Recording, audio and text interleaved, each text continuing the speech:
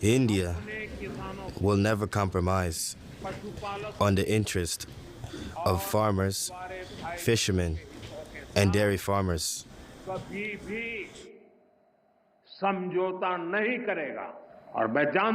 I know personally I will have to pay a heavy price for it, but I am ready for it.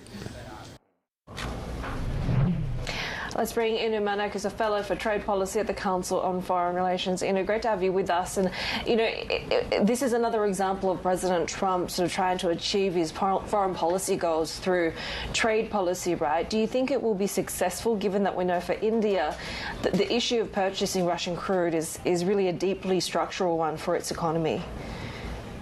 This is going to be a very difficult negotiation with India, and the use of tariffs as a tool for all sorts of foreign policy objectives has been sort of the method for President Trump. Now, with India, what we're looking at is the potential for these tariffs to go into place on August 27th, and that would be bringing it to about a 50% rate. That's an enormous amount of taxes that we would apply to Indian imports coming in. Now, some of the products that we're most concerned about, like pharmaceuticals, electronics, would not be affected yet, but there's a chance that all of this will be ratcheted up as well in due course, making this a very challenging negotiation that will likely have to be extended. What does it mean for India, that has sort of in recent years become the rising counter, an ally to the US against China, right? Because China also has Russian crude purchases, but those negotiations kind of just keep getting extended, and we're seeing the likes of traditional US allies as well, like South Korea, Japan, the Philippines, really struggling to get to a point where they can get a compromise with the White House. Yeah, one of the odd things that we've seen during this administration has been the fact that traditional allies have been treated more like adversaries, and our adversaries have seemingly had an easier time dealing with the U.S. president. So this is a very odd time, and one where there is a shift in policy that is noticeable. We saw during the Biden years, there was a lot of courting of India, trying to get India as a bulwark against China on the U.S. side, to adopt some U.S. policies towards China that were similar. But what we see here is some sort of transactional deal making that President Trump hopes to achieve through these tactics, but it's not really clear that this will pay off. And in the meantime, we see India reaching out to others like Brazil, like China, and that could actually threaten long-term U.S. objectives. Yeah, again, to your point on timing, that timing is interesting. Narendra Modi is going to be meeting Lula da Silva, first visit to China in 7 years. The timing is coincidental. But India, of course, has a long, long history of non-alignment. Do these meetings to some degree help India position for life outside of the U.S. sphere?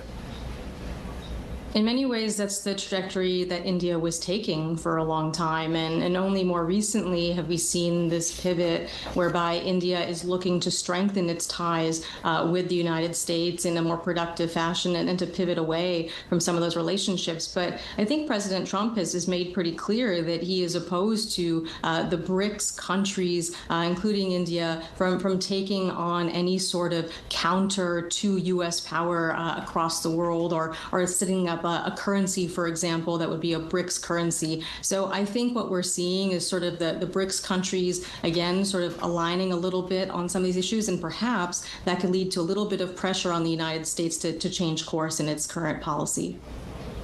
And we heard from Narendra Modi a moment ago. I mean, he vowed to protect Indian farmers at all costs. I mean, domestically, politically, there's a lot on the line for Prime Minister Modi here, isn't there?